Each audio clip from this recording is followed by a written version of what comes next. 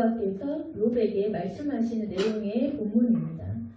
우리가 다 아시다시피 욥이라는 사람은 의인이었고 하나님 앞에서 칭찬받는 자였지만 주님께서는 욥에게 고난을 허락하셨습니다. 그리고 욥은 그 고난 때문에 무너지고 시험이 들어서 굉장히 힘들어하면서 나중에는 하나님 앞에서 대드는 듯한 그러한 태도까지도 보였던 것입니다.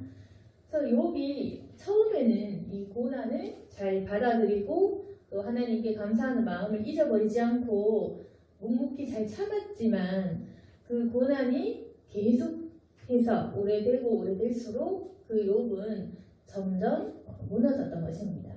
이것이 바로 인간의 한계입니다. 욥같이 칭찬받는 정말 의인이라 할 만한 사람도 고난 앞에서는 무너졌던 것입니다.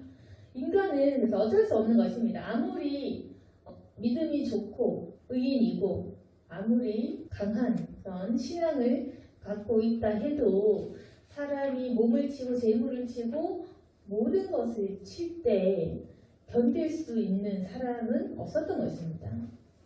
그래서 마귀가 하나님 앞에서 이야기했던 것도 바로 이러한 인간의 연약한 부분이었습니다. 마귀는 사실 우리가 생각하는 것보다 우리의 약점을 정확히 알고 있습니다. 마귀는 하나님의 섭리와 이런 것들을 끊임없이 회방하지만 마귀가 가장 잘 알고 있는 것은 뭐냐면 인간 안에 있는 이제 죄악들, 무엇을 건드리면 이 사람이 넘어질지를 정확하게 간파하는 것이 바로 사탄인 것입니다. 그리고 그 일을 하는 것이 사탄의 주 업무입니다. 사탄도 직장처럼 일을 하고 있는 것입니다. 교회 다니는 그리스도인들은 이제 자주 마귀가 회방한다 이제 이런 이야기를 하는데 그렇게 자주 우리가 이런 마귀를 언급하는 자체가 바로 이런 것입니다.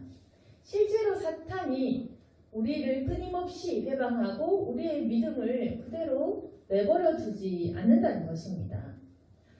그래서 욥기서를 보시면 사탄이 어떠한 존재인지 또 사탄이 우리를 어떻게 생각하는지를 알게 됩니다. 그래서 욥기서 1장에 보시면 사탄이 하나님께 하는 말이 이제 나타납니다. 근데 그 전에 여호와께서는 사탄에게 어떻게 말씀을 하시냐면 너 내 종 욥을 보았느냐? 그같이 온전하고 정직하여 하나님을 경외하고 악에서 떠난 자는 세상에 없다. 우리가 알아야 될 것은 하나님은 욥을 칭찬하셨다는 것입니다. 욥의 모습을 보면 분명히 고난 가운데에서 무너졌을 때 하나님을 원망하고 시험에 들고 나중에는 무너지는 그런 모습을 봤지만 분명히 하나님께서는 욥을 칭찬하셨다는 것입니다. 그래서 우리는 때로는 하나님께서 나의 시험된 모습, 약한 모습을 보면서 항상 하나님이 나를 마음에 안 들어 한다고 생각할 수도 있고 항상 하나님이 나를 부족하게 바라보시고 항상 나를 믿음이 적은 자로 본다고 생각할 수도 있겠지만 욥을 향한 하나님의 판단은 욥은 온전하고 정직하다. 욥은 여호와를 경외하는 자다. 하나님께서 이렇게 욥을 인정하셨다는 것입니다. 그런데 하나님께서 인정하신 욥을 보는 사탄의 그 생각과 사탄의 그 유혹은 또 다른 것이었습니다. 사탄이 하나님께 말하는 것은 뭐냐면 욥이 하나님을 경외하겠지만 어찌 까닭없이 경외를 하겠습니까? 욥이 하나님 잘 믿는 것은 하나님이 그 사람에게 복 주셨기 때문이 아닙니까? 이 말입니다. 그래서 만약에 주님의 손을 펴셔서 그 모든 소유물을 쳐달라. 그러면 틀림없이 주님께 향해서 욕을 할 것이다. 사탄이 이만큼 우리를 잘 안다는 것입니다. 그래서 하나님께서 이 말씀을 받아들이신 것입니다. 왜 받아들이셨겠습니까? 하나님께서도 사탄의 말을 받아들이신 것은 욥을 시험하고 싶으시고 사실은 이 말이 맞기 때문입니다. 하나님께서 사탄이 너무나 근거 없는 말을 했다면 그건 아니다라고 하셨겠지만 하나님께서는 이 사탄의 말을 받아들이셨습니다. 그러면서 하나님께서는 욥의 모든 소유물을 너의 손에 맡기겠다. 다만 그 몸에는 손대지 말아라. 그렇지만 욥은 그 몸에 손댄다는 말조차도 사실은 생명만 안 건드렸지. 자식의 생명도 잃었고 자신의 몸의 건강도 다 잃어버렸던 것입니다.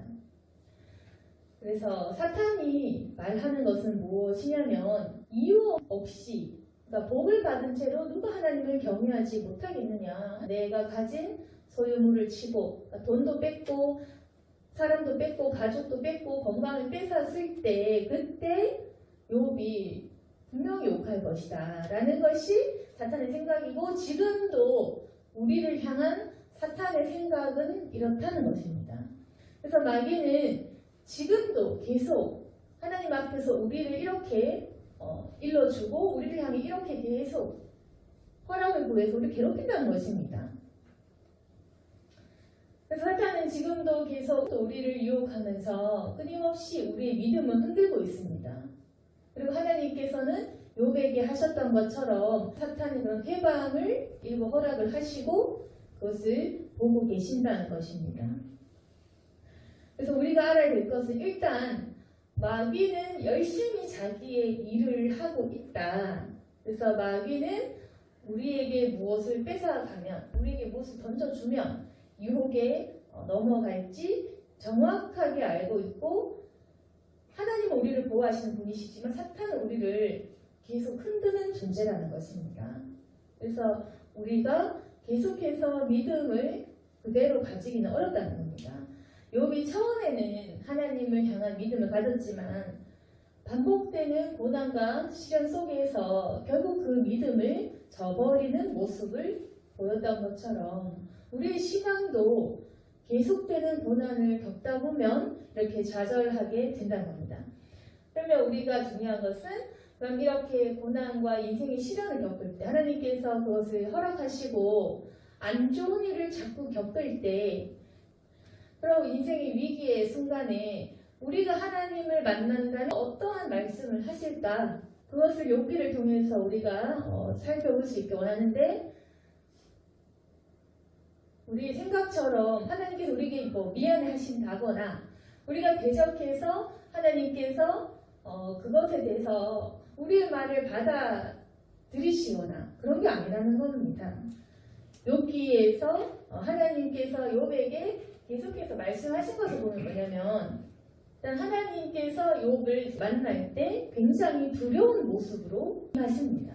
그러니까 하나님의 그 음성, 그 소리가 너무나 크고 번갯불 같은 그런 모습 그리고 그 어떤 천둥과 번개의 그런 모습으로 나타나시는 것입니다. 그런데 욥이 하나님을 실제로 만났을 때 정말로 두렵고 무섭고 그렇게 했을 것입니다. 그래서 하나님께서 폭풍 가운데에서 욥을 만나셨는데 그래서 우리가 상상해 볼 수 있는 것은 고난을 엄청 겪고 몸이 아주 아프고 엄청난 고난을 받은 욥 가운데 나타나신 그 모습이 우리가 기대하는 것처럼 인자하고 자비로운 모습으로 천사같이 나타나는 게 아니라는 겁니다. 이게 중요한 것입니다. 우리가 생각하고 상상하는 그 모습과는 정말 다르다. 두려운 그 하나님께서는 폭풍우가 막 치는 그 가운데서 욥을 만나 주신 것입니다. 그래서 우리가 하나님을 혹여나 천사 같은 존재를 생각한다면 우리가 그 생각을 고쳐야 됩니다.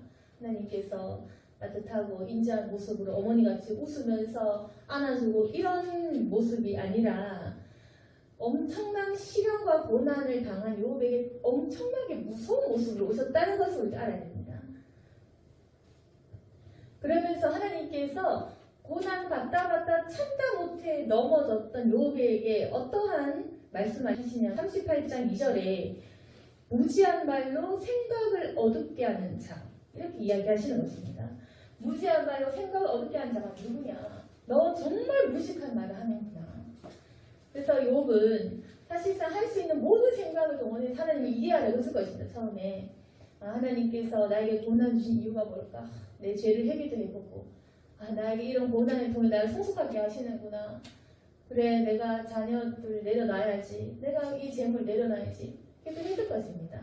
그렇지만 반복되는 그런 몸에 부스럼이 나고 너무 가렵고 아프고 진물이 나고 이런 걸 통해서 견디다 못해 나중에는 하나님이 내 고통의 음성을 듣지 않으시나? 이렇게 밤새 몇 달, 몇 년을 기도해도 왜 하나님은 마치 들으시지 않는 것처럼 침묵하시지?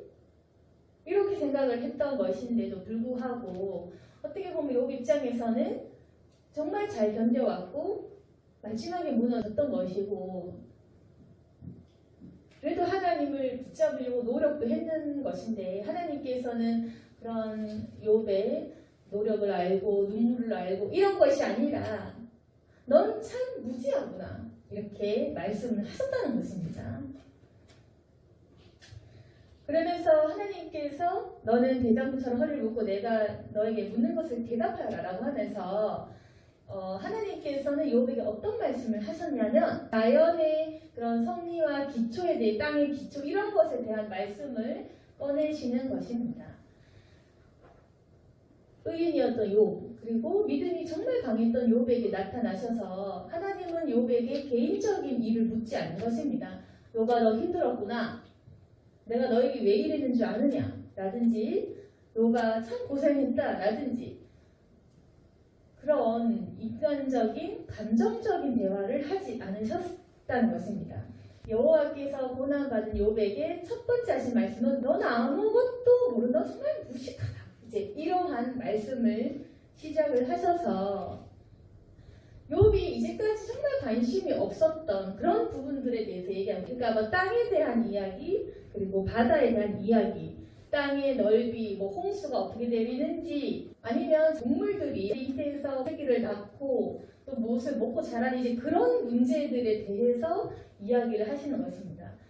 그래서 자신의 그 건강 문제, 그리고 자녀 문제, 자신의 삶의 문제, 자신의 생명에 대한 문제를 가지고 있는 욥에게 하나님께서는 우리가 갖고 있는 당면한 그 문제에 대한 이유와 원인과 해결책을 말씀하신 것이 아니고 우리가 전혀 관심이 하나도 없던 땅과 하늘, 이 자연, 우주, 섭리, 이 땅이 무엇을 통해 이루어져 있고 누가 만들었는지 누가 설계를 했는지 엄청난 비밀이 이 속에 얼마나 있는지 거기에 대한 말씀을 하시는 것입니다.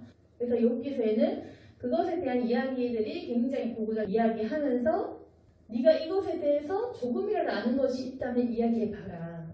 그래서 하나님은 고난을 받고 힘들어하는 자에게 이러한 모습으로 나타나신다. 그건 뭐냐면 너는 인간이고 나는 하나님이다. 이 관계를 이야기해 주시는 것입니다.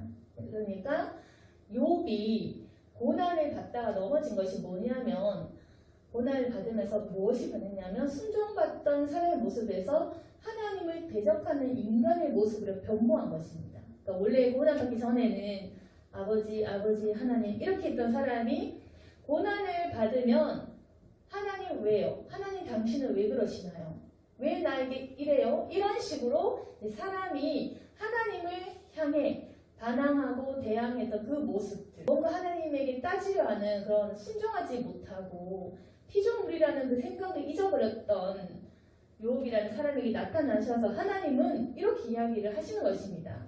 너는 인간이고 나는 여호와 하나님이다.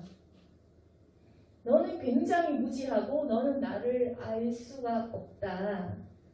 이렇게 말씀을 하시는 것입니다. 그래서 감히 인간인 주제에 우리는 감히 하나님을 대적해서 이해하려고 들고 따지려고 들고 원망하려고 드는 이 마음이 있는 것입니다. 그때 하나님께서는 두려운 비바람과 폭풍우와 번개불을 통해서 너와 나는 다르다. 네가 대들 수 있는 그런 존재가 아닌 것을 눈으로 볼 수 있게 보여주십니다. 그리고 욥이 궁금해하는 건 궁금증들. 왜 하나님 나에게 이렇게 하시는 것인가? 하나님이 나에게 무슨 뜻인가? 여러 가지 질문들에 대한 해답을 어떻게 주시냐면 너는 너무나 무지하고 네가 모르는 것들이 너무 많다라는 그 차이, 인간과 하나님의 그 엄청난 차이에 대해서 말씀을 하시는 것입니다. 그래서 하나님께서는 자연에 대해 온 만물에 대한 이야기들을 하시면서 네가 이 모든 것을 알지 못한다. 그렇기 때문에 내가 너에게 설명할 수 없다라는 만드실 것입니다. 그래서 하나님께서 오늘 본문을 통해 말씀하시는 것은 무엇이냐면은 너는 대장부처 허리를 묶게 대답해라. 네가 내 공의를 부인하려느냐? 네 의를 세우려고 나를 악하다 하겠느냐? 그래서 하나님께서는 네가 고난을 받고 힘들어하는 것은 알겠다. 그렇지만 너는 너 힘든 것 때문에 네가 잘 견뎠는데, 네가 잘 참았는데, 네가 기도 많이 했는데 이걸 세우려고 나 여호와 보고 악하다고 너는 하겠느냐?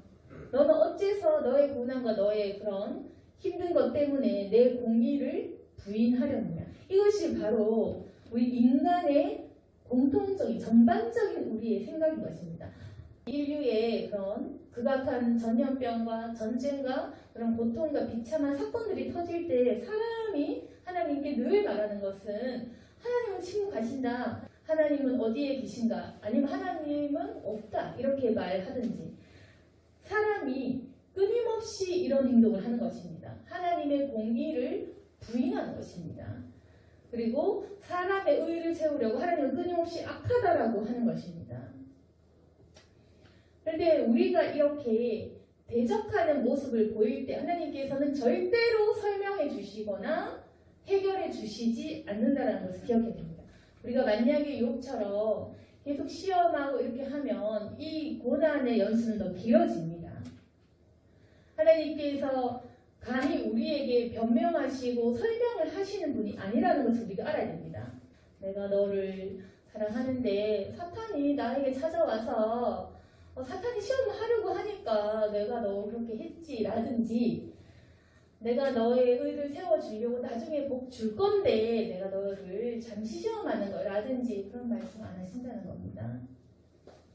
그렇게 하시는 분이 아니라는 것을 우리가 알아야 됩니다. 하나님은 거룩하시고 인간의 수준이 아니다. 그리고 우리가 인간처럼 대해야 될 분은 절대 아니다. 대항하고 질문하고 의문점을 던지지 말고 왜 우리는 무지합니까?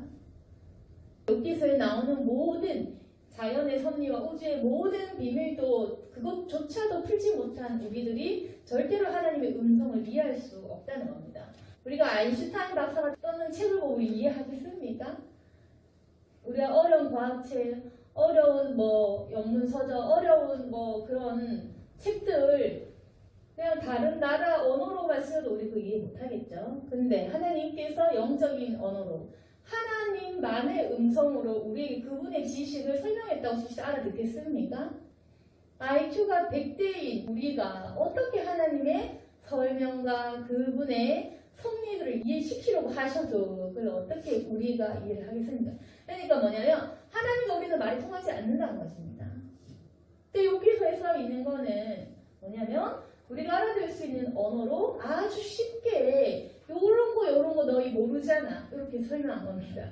근데 만약에 하나님이 자신만의 언어로 굉장히 정확하게 우주 만물 설명하는 그 어떤 과학책보다 완전히 이제 우리가 해독조차 할 수 없는 암호처럼 쓰여 있는 글일 것이고 하나님이 우주의 차원을 설명하시거나 그렇게 하면 우리가 이해 못하겠죠. 마찬가지로 절대 쉬운 것이 하나도 없는 것입니다. 그 무한하신 지식과 지혜를 가지신 분이 우리 그 IQ 100에서 170 사이 인간에게 설명을 할 수는 없는 것입니다. 그래서 욥에게 시작하는 말은 넌 너무 무시해서 너무 무식한 말만 하니까 도저히 이해를 넌 못한다. 그게 끝입니다. 그러면서 욥에게 넌 이거조차 모르잖아. 그냥 바다, 그냥 땅, 그 우주 돌아가는 거, 그 별도 그것도 모르잖아. 그거조차 모르는데 어떻게 너에게 나의 마음에 대한 설명을 하겠느냐. 그게 아예 불가능한 것입니다. 그래서 하나님께서는 우리가 지금 그렇다면 무엇을 해야 하는지를 말씀해 주십니다. 그러면 우린 무식하고 우린 하나님 이해하지 못하고 근데 내 안에 감정은 너무나 올라오고 나 너무 연약하다. 난 어떻게 해야 되냐. 10절에 너는 위엄과 존귀로 단장하며 영광과 영화를 입을지니라. 너의 넘치는 노를 비우고 교만한 자를 발견하여 모두 낮추되 모든 교만한 자를 발견하여 낮아지게 하며 악인을 그들의 처소에서 짓밟아라. 그들을 함께 진토에 묻고 그들 얼굴을 싸서 은밀한 곳에 들지니라. 그리하면 네 오른손이 너를 구원할 수 있다고 내가 인정하리라. 하나님께서 너 정말 능력 없다. 그러나 너는 지금 너를 낮춰야 돼. 넌 지금 교만을 낮춰야 돼. 이 말씀을 하고 싶으셔서 이렇게 말씀을 하시는 것입니다. 그러니까 너는 왜 내 공의를 부인하느냐. 너는 교만한 모든 자를 한번 낮추어봐라. 그러면 내가 너 인정할게. 너는 교만하다. 모든 이 악인들은 교만하다. 그러니까 너는 이제 나에게 낮추고 겸손해지고 나에게 순종하라. 이런 뜻이겠죠. 그래서 하나님께서는 계속해서 욥에게 말씀하시는 것은 너는 할 수 있는 것이 아무것도 없다. 인간의 무력함에 대해서, 인간의 연약함에 대해서 말씀을 하시고 네가 이렇게 해봐라, 저렇게 해봐라. 이렇게 말씀을 하시는데 결국에는 이 대화를 통해서 욥이 이러한 고백을 합니다. 그래서 마지막쯤에 이제 결론인 것인데 욥이 회개합니다. 42장에 욥이 하는 말은 주께서 못하실 일이 없고 무슨 계획인지 못 이루실 것이 없는 줄 압니다. 무지한 말로 이치를 가린 자가 누구입니까? 나는 깨닫지도 못한 일을 말했고 스스로 알 수도 없고 헤아리기도 어려운 일을 말했습니다. 그래서 이 결론적으로 욥이 잘 풀렸는데 그러면 그 욥이 처음에는 고난을 받고 난 의인인데 난 기도했는데 난 참았는데 난 그래도 하나님 믿었는데 사랑했는데 라고 하면서 교만하게 했던 그 자기 자신을 회개를 하면서 하나님 저는 정말 무지했습니다. 그전에는 난 잘 믿었는데 나는 사람들에게 악한 행동도 안 했는데 난 정말 하나님만 정말 생각했는데 라고 했던 그 자신을 내려놓고 그 의인이고 착하게 살았던 욥이 자기 자신을 악하다라고 정죄하는 겁니다. 내가 의인인 줄 알았는데 난 정말 무지하고 악하다. 이렇게 인정을 하면서 자신의 무지를 깨닫는다라는 그런 고백을 합니다. 근데 사실상 이 고백이 중요한 것입니다. 욥이 사실은 다 못 깨달았을 수도 있지만 하나님 앞에서 그 태도를 바꾸고 하나님 저는 깨닫지 못했는데 그런 말을 했고 전 전혀 알지 못하지만 그런 말을 했습니다. 이런 고백을 하면서 이제는 태도를 이제 바꿔서 42장 4절을 보시면 내가 말하겠던 주는 들으시고 주여 내게 알게 하옵소서. 귀로만 이제 들었지만 이제는 눈으로 주를 뵙고 내가 스스로 이제 회개합니다. 이런 식으로 욥은 이제 그 태도를 바꾸어서 주여 이제 나에게 좀 알려달라. 그리고 내가 이제는 전에 귀로 들었을 때는 하나님을 몰랐지만 눈으로 내 몸과 내 삶의 체험으로 하나님을 보았을 때 주여 정말 저는 회개합니다. 이야기를 했던 겁니다. 그래서 결론적으로 욥이 태도를 바꾸고 인간과 그 하나님의 그 관계에서 내가 정말 연약한 피조물이고 하나님을 하나님으로 진정으로 대할 때 순종하는 그 마음을 가질 때 그때서야 하나님께서는 모든 저주를 끊어주시고 축복을 내려주셨던 것입니다. 그 이전보다 몇 갑절의 축복을 주셨습니다. 그래서 하나님께서 욥에게 어떠한 계획을 갖고 계셨는지는 하나님만 아십니다. 그런데 중요한 것은 인간에게 세세한 모든 것들을 설명하시거나 변명하시거나 미리 알려주시지는 않는다. 그래서 우리가 그것에 대해서 변명하거나 대들 수는 없다. 그러나 우리가 중요하게 알 것은 모든 이 자연 만물 속에서 운행하시는 하나님만의 법칙과 계획과 질서가 있기 때문에 우리가 그걸 이해를 할 수도 없습니다. 단지 우리는 하나님은 하나님이신 것을 인정하고 나는 사람이라는 것을 알아야 된다는 것입니다. 감히 우리가 하나님께 대적하는 순간 절대로 하나님께서 우리 고난을 안 고쳐주십니다. 그래서 우리에게 적용해야 될 중요한 포인트는 무엇이냐면 지금 우리가 아주 티끌만큼이라도 하나님 왜 이러실까? 이거 정말 위험하다는 것입니다. 그러니까 빨리 이 마음 고치지 않으면 그게 우리의 의가 되고 우리가 우리 공의 때문에 하나님을 낮추게 되는 거기 때문에 우리의 이 고난이 끊어지지는 않는다. 그래서 우리가 계속 하나님 기도인데 왜 안 해주세요? 이런 마음, 아니면 하나님 왜 저에게만 이렇게 가혹하시나요? 이런 것도 안 된다는 것입니다. 그러니까 우리 마음에 제일로 축복 못 받게 하는 마음이 바로 이런 마음, 미운 마음. 나는 이만큼 했는데 라는 하나님을 원망하고 뭔가 하나님을 좀 섭섭하게 생각을 한다거나 하나님께서 나를 사랑하시지 않는다라고 정죄하는 마음이 있으면 하나님께서 계속 어떻게 다가오시냐면 우리가 고난을 많이 받고 우리가 미움을 받는 사람이 될수록 더 무섭게 다가온다. 네, 우리가 고난 받을수록 무섭다는 걸 알아야 됩니다. 우리는 아프니까 안아줄 것 같죠. 그건 인간적인 방법인 것이고 우리가 하나님께 대들수록 하나님은 자신의 하나님이신 걸 보여주십니다. 그러니까 더 무섭게 다가옵니다. 우리는 재산 다 뺏겼는데 자식 다 죽었는데 내가 몸이 이렇게 아픈데 또 더 무섭게 오시고 더 무섭게 오십니다. 마침내 우리가 하나님 앞에서 내 무지함을 깨달을 때까지, 그때까지입니다. 내가 무식한 걸 알 때까지, 그리고 하나님을 하나님으로 다시금 그분 앞에서 우리가 겸손해질 때까지, 그때까지 우리의 이 무서운 하나님의 모습은 계속된다는 겁니다. 그리고 만약에 우리가 욥처럼 회개를 하고 하나님께서 원하시는 그것이 이루어지는 그날은 하나님께서 우리에게 욥에게 하셨던 것처럼 몇 갑절에 또 복을 주시는 것입니다. 그래서 사실 이 복과 고난은 참 한 겹 차이로 그렇게 올 수가 있는 건데 우리가 마음을 바꾸기만 하면 하나님 앞에서 순종만 하면 되는 건데 우리가 그 순종을 하지 못해서 그렇다는 것입니다. 그래서 오늘 말씀을 정리하겠습니다. 하나님께서는 기적을 바라는 우리들에게 기적보다는 자연의 이 법칙을 말씀을 하십니다. 우리는 사실 사업이 잘 안 되면 사업이 이제 기도했더니 잘 됐다라는 그 기적을 원하고 또 몸이 아프면 갑자기 낫는 그런 기적을 원해서 항상 그 기적과 축복, 하나님을 보고 싶은 마음, 그 마음을 가지고 삽니다. 그리고 이것이 우리는 옳다고 생각합니다. 지금 하나님께서는 자연의 이치와 자연의 법칙을 설명하시면서 이 자연 속에 너희는 들어가야 돼. 그렇게 말씀을 하시기 때문에 이 하나님께 설정하신 자연의 법칙을 우리 이해는 못하기 때문에 이해할 수는 없지만 그 자연의 법칙과 하나님의 질서 속에서 우리는 고통을 받을 수는 있다는 것입니다. 그리고 그 기적은 하나님께서 원하시는 때에 하나님의 방법으로 오십니다.